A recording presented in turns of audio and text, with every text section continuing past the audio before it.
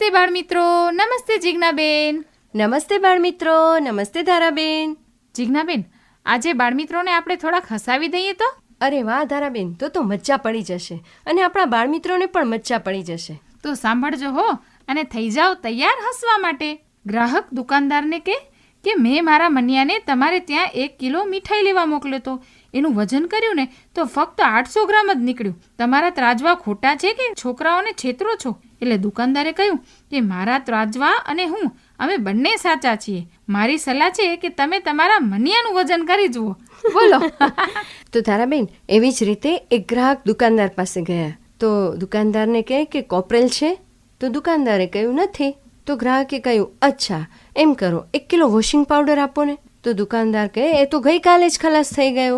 તો ગ્રાહક કે કંઈ વાંધો નહીં, એમ કરો 5 કિલો ખાંડ આપી દો. દુકાનદાર કહે કે ખાંડ સાંજ સુધીમાં આવી જશે. એટલે ગ્રાહક છે ને તો જરાક ગુસ્સે થઈ ગયો. ઓહો, ગુસ્સે થાય નહીં, 3માંથી એકેય વસ્તુ નહીં. હા, અને એણે ગ્રાહકે શું કીધું ખબર છે? હા, એ કે તાળું તો છે ને? દુકાનદાર કે હા એ છે. તો ગ્રાહક કે એમ કરો ને, આ દુકાનને તરત તાળું મારી દો ને. સાચી વાત છે. અને બાળમિત્રો જોજો, હવે સાંભળજો. ડોક્ટરે એક વ્યક્તિને કહ્યું કે લાગે છે કે તમારો દીકરો મોટો થઈને ડોક્ટર બનશે. એટલે જરાક વાર તો એ વ્યક્તિ એકદમ આમ ફૂલાઈ ગયો અને એને થયું મારો છોકરો ડોક્ટર બનશે, કેટલું સરસ. તો એના છોકરો હતો ને એ પણ સાથે ઊભો હતો, એનું નામ હતું મનુ. એણે કીધું કે તમને કેમ ખબર પડી કે હું ડોક્ટર બનીશ? તો ડોક્ટરે શું કીધું હશે વિચારો તો? એ કોઈ જ્યોતિષ તો હતા નહીં કે એને ખબર પડી જાય, એના કપાળની રેખાઓ જોઈને કહી દે કે આના નસીબમાં તો ડોક્ટર બનવાનું જ લખ્યું છે. વિચારજો જિજ્ઞાબેન. અને હવે સાંભળજો, ડોક્ટરે જવાબ આપ્યો કે એના અક્ષર તો જુઓ કેટલા ખરાબ છે. સાચી વાત છે ને બાળમિત્રો? તમે જ્યારે પણ પ્રિસ્ક્રાઇબ કરેલી દવા હશે એને ઉકેલવાનો પ્રયત્ન કરશો ને તો કોઈ પણ ડોક્ટરની પ્રિસ્ક્રાઇબ્ડ કરેલી દવા આપણને ઉકલશે જ નહીં, એનો સ્પેલિંગ આપણને સમજાશે જ નહીં. ધારાબેન, તમે ડોક્ટરનો જોક્સ કર્યો ને તો હું પણ તમને એક સરસ મજાનો ડોક્ટરનો જોક્સ સંભળાવું. જુઓ, ડોક્ટરે દર્દીને કહ્યું કે તમે સવારે નાસ્તામાં શું લીધું હતું? તો દર્દીએ કહ્યું કે કેસર પિસ્તાનું દૂધ. ડોક્ટર કહે અચ્છા, તો બપોરે શું જમ્યા? તો દર્દીએ કહ્યું દૂધ પાક, પૂરી અને ભજીયા. ત્યારે ડોક્ટર કહે અચ્છા સરસ, પણ અત્યારે તમે શું જમીને આવ્યા? દર્દી કહે કે ડોક્ટર સાહેબ આ બધું તમે કેમ પૂછો છો? ડોક્ટરે શું કહ્યું ખબર છે ધારાબેન? એ કહે કે મને બિલ બનાવવાની ખબર પડે ને એટલે. તો ધારાબેન, આવા સરસ મજાના જોક સાંભળીએ, હસીએ, હસાવીએ, મજા પડી જાય. અને એમાં એવું જ સરસ મજાનું ગીત સાંભળીએ ને તો બહુ મજા પડી જાય. બાળમિત્રો, તમને જોક સાંભળીને કેવી મજા પડી અને એવું જ સરસ મજાનું ગીત સાંભળ્યું ને એટલે તો ડબલ મજા પડી ગઈ. અને હવે એવું જ સરસ મજાનું નાટક સાંભળીએ એટલે ટ્રિપલ મજા પડવાની છે, એમ જ ને ધારાબેન? અને એ નાટક છે અમૂલ્ય રતન. લેખન છે નિરંજના વોરાનું, પ્રસ્તુતિ બાબુભાઈ પટેલની. તો આવો બાળમિત્રો સાંભળીએ નાટક અમૂલ્ય રતન.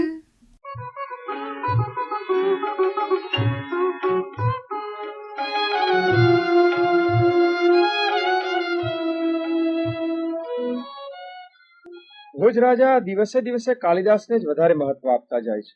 રાજાને મન તો કાલિદાસનો શબ્દ એ જ સત્ય. તો શું આપણી વિદ્વત્તા અને જ્ઞાનનો કશો જ અર્થ નથી? તે દિવસે પેલા બહારથી આવેલા કેશવ શર્મા અને સોમ શર્મા થોડા શબ્દો બોલ્યા, શ્લોક પણ નહીં, અને તોય કાલિદાસે એમના શબ્દોમાંથી શ્લોક બનાવી એ બંનેને શિરપાવા પાવ્યો. અને તને 3 પીડાઓ હોજો એવું શાપ વચન બોલનાર બ્રાહ્મણના શ્લોકમાંથી ચતુરાઈથી કાલિદાસે નવો જ અર્થ કરી બતાવ્યો, અને રાજાએ એને પણ અઢળક ધન આપ્યું. આમ તો બહારના રાજ્યમાંથી આવનાર પંડિતો જ કાયમ ઇનામ મેળવતા રહેશે. તો આપણી કેવી સ્થિતિ હશે એ વિશે વિચારવું જ પડશે ને. મને લાગે છે કે રાજાના મનમાં કાલિદાસ પ્રત્યે અવિશ્વાસ જાગે એવી કોઈ યુક્તિ શોધવી પડશે. મને લાગે છે કે ધનંજય, તમે જે ઉપાય સારી રીતે શોધી કાઢશો. જરૂર, હું કાલિદાસનો કોઈ દોષ શોધી કાઢી અને રાજા સમક્ષ રજૂ કરીશ, પણ આ કાર્ય ચતુરાઈપૂર્વક કરવું પડશે. રાજા સીધી રીતે તો કાલિદાસનો દોષ નહીં જ સ્વીકારે. એ કામ ધનંજયનું, બાકી કાલિદાસનું માન એટલે આપણું અપમાન. હવે એ સ્થિતિ લાંબો સમય નહીં ચાલે, એની જવાબદારી મારે માથે. કાલે મળીશું ત્યારે હું એનો ઉપાય જરૂર બતાવીશ.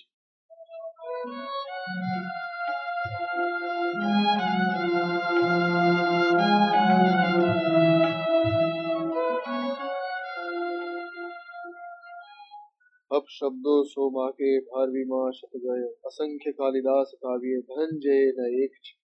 ઓહો, શું સુંદર શ્લોક છે. અપશબ્દ એટલે આહા, હવે સમજાય. વ્યાકરણની ભૂલોવાળા શબ્દો. માઘ કવિના કાવ્યમાં તેવા 100 શબ્દો છે. ભારવીના કાવ્યમાં તો 300 અને કાલિદાસની તો વાત જ જુદી. જુઓ તો ખરા, એના કાવ્યોમાં તો આવા અસંખ્ય ભૂલોવાળા શબ્દો છે. લ્યો ત્યારે, કાલિદાસની તે કઈ કવિતા કહેવાય? તેના કાવ્યમાં તો વ્યાકરણની ભૂલો જ ભૂલો. અરે શુદ્ધ કાવ્ય તો મારા ગુરુ ધનંજયનું જ. તેમના કાવ્યમાં ભૂલવાળો એક પણ શબ્દ નથી. આ તો ધનંજય જ રાજા સમક્ષ મારું કાવ્ય દોષ વાળું છે એવું દેખાડવા જ આ પ્રયત્ન કર્યો છે ને શ્લોક રચ્યો લાગે. હવે હું એને જ મૂર્ખ બનાવું ત્યારે ખરો. કેમ, ક્યાં જઈ રહ્યા છો? હું મારા ગુરુ ધનંજયની આજ્ઞાથી આ નવો શ્લોક બનાવી રાજા પાસેથી લાખ મહોરો લેવા જાઉં છું. લો, આ શ્લોક વાંચો. હા. અપશબ્દ સો માઘે ભારવીમાં શતત્રય સંખ્ય કાલિદાસ કાવ્યે ધનંજય ન એક છે. વાહ, ગુરુની કૃપાથી શ્લોક તો સારો થયો છે, પણ શ્લોકના પહેલા શબ્દમાં અપને બદલે એક જ કાનો વધારીને આપ કરશો તો રાજા ખૂબ જ ખુશ થશે, નહીં તો તમારા ગુરુની અપકીર્તિ થશે. ભૂદેવ, મને તો કાવ્યમાં બહુ સમજણ ન પડી. હું ક્યાંક ખોટી રીતે સુધારો કરું ને વધારે ભૂલ થાય એના કરતા લો, તમે જ કાનો કરી આપો. ભલે, લાવ. અરે, તમે પણ કાનો માતા કરવામાં ઝઘડા પંડિત લાગો છો. જરા કે છેકછાક નહીં, અને શ્લોક એવો ને એવો જ. હવે તો રાજા મને જરૂર શિરપાવ આપશે. એક નહીં પણ 2000 સોનું મોનો આપશે.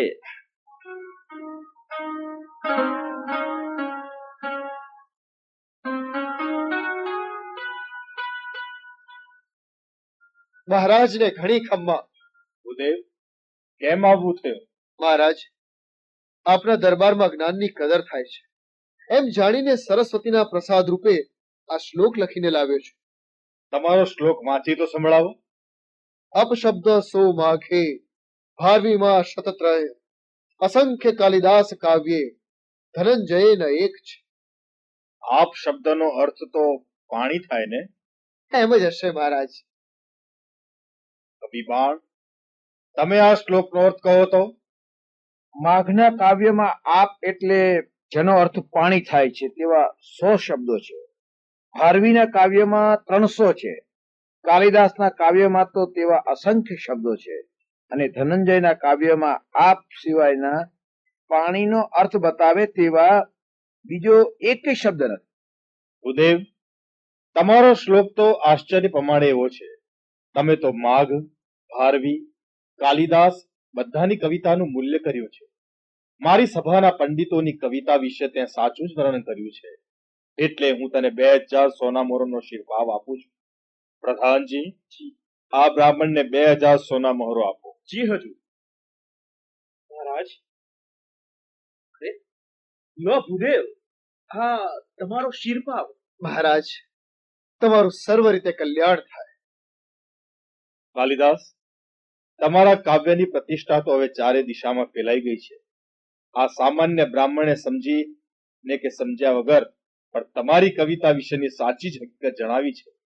બાણ, માઘ વગેરે કવિઓને હું અભિનંદન આપું છું, પણ કાલિદાસની સાથે રહીને કવિતા વિશેનું વધારે જ્ઞાન મેળવે તેવું સૂચન પણ કરું છું. પ્રધાનજી, આજની સભા બરખાસ્ત કરો. જી, આજની સભા બરખાસ્ત થાય છે.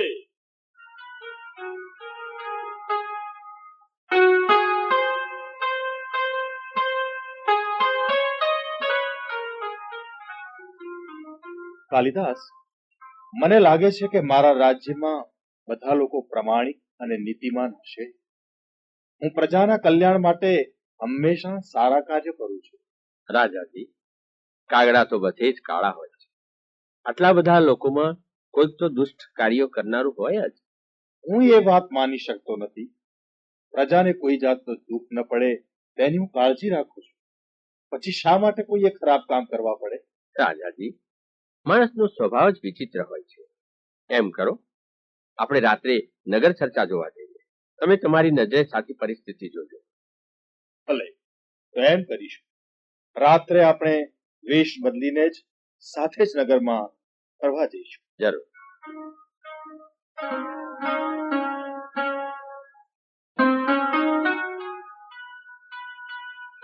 રાજ દરબારના કવિઓ છે. એમની વાતો તો સાંભળો. અરે કવિબાણ, આ તો કઈક ગોટાળો થયો લાગે છે. મેં અપશબ્દ એવું લખાવ્યું હતું અને મારા શિષ્યએ આપ શબ્દ એમ વાંચ્યું. પણ આનાથી તો શ્લોકનો અર્થ જ બદલાઈ ગયો ને. આજ તો અપશબ્દો એટલે ખરાબ કે ભૂલવાળા શબ્દો. એવા શબ્દો કાલિદાસના કાવ્યમાં ઘણા છે એમ મારે કહેવું હતું. તેને બદલે આપ શબ્દ એટલે પાણીના અર્થવાળા શબ્દો કાલિદાસમાં ઘણા છે એવો અર્થ પ્રગટ થયો. અને બધો યશ કાલિદાસને જ મળ્યો. કાલિદાસની કવિતા જ શ્રેષ્ઠ છે એવો એ શ્લોકનો અર્થ થયો. તમારા શિષ્ય કંઈક ભૂલ કરી લાગે છે, તેને પૂછી જોજો. તે તો પૂછી છે, પણ આ તો હાથ ના કર્યા હૈયે વાગ્યા. કાલિદાસનું ખરાબ દેખાડવા ગયા ત્યાં આપણું જ ખરાબ દેખાયું. મારા દરબારના આટલા જ્ઞાની માણસો પણ આવા કૂડ કપટ કરે છે? આ તો ભારે નવાઈની વાત છે. આ બાબતમાં ઠીક છે, પણ કાલિદાસ, મને એટલો તો ચોક્કસ વિશ્વાસ છે કે મારા રાજ્યમાં કોઈ ચોરી લૂંટફાટ કરનારું તો નહીં જ હોય. રાજાજી, જો તો સામેથી એક માણસ આવે છે, એને જ પૂછીએ. કેમ સાધુ મહારાજ, તમારે ખભે શું જોડી લટકાવી છે? ના, અરે આ તો માછલા પકડવાની જાળ છે. તો શું તમે માછલી ખાવ છો? હા, દારૂ સાથે માછલી ખાવાની વધારે મજા આવે છે. તમે દારૂ પણ પીવો છો? આજ તો વેશ્યાના હાથની પ્યાલીની વાત જ જુદી. વેશ્યાને ત્યાં પણ જાઓ છો? એમાં શું, દુશ્મનોના માથા ઉપર પગ મૂકીને જાઉં છું. તમારે વળી દુશ્મનો કેવા? જેમના ઘરમાં ચોરી કરું એ તો મને દુશ્મન જ ગણે ને. ત્યારે તમે ચોરી પણ કરો છો. જુગારમાં પૈસા તો જોઈએ ને. બસ ભાઈ, બસ, હવે હદ થઈ. હવે મારે આગળ પૂછવું નથી. તમે દેખાવ છો સાધુ જેવા, બધી વાતે પૂરા લાગો છો. ખરેખર માણસ એક વાર ખરાબ કામ કરે પછી ત્યાં જઈને અટકશે તે કેમ કહેવાય? ભલે ભાઈ, તમે તમારે જાઓ. કાલિદાસ, તમારી વાત સાચી લાગે છે. મહારાજ, હજુ તો આપણે એક જ માણસને મળ્યા છીએ. થોડું વધારે ફરીએ તો કંઈક નવું જાણવાનું પણ મળશે. ના ના, આટલો એક જ અનુભવ પૂરતો છે. ગમે તેટલા પ્રયત્નો કરીએ પણ માણસોના સ્વભાવમાં પડેલી કુટેવો જતી. પણ રાજાજી, તમે નાહકના દુઃખી થાવ છો.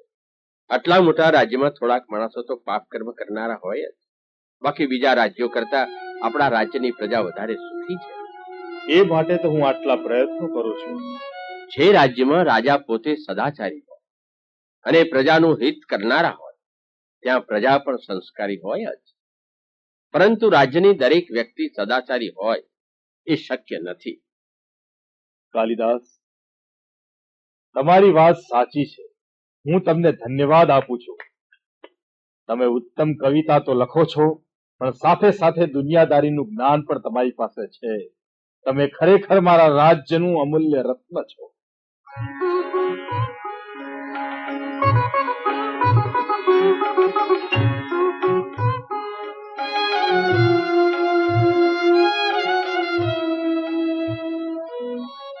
તો બાળમિત્રો, હમણાં જ તમે સરસ મજાનું નાટક સાંભળ્યું, અમૂલ્ય રતન. જેનું લેખન કર્યું હતું નિરંજના વોરાએ. રજૂઆત હતી બાબુભાઈ પટેલની.